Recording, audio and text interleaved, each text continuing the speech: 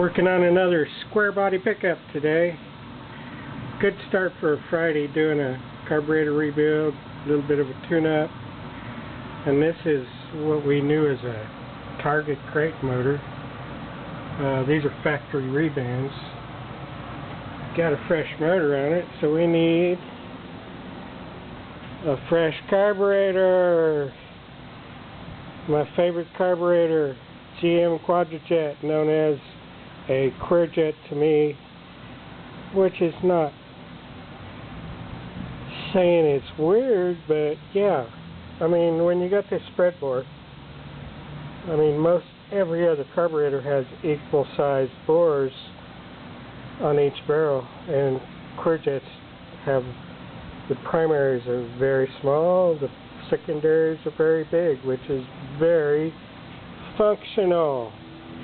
So this will go in the tank, set overnight, clean it out, and I'll reassemble it and go for a test drive.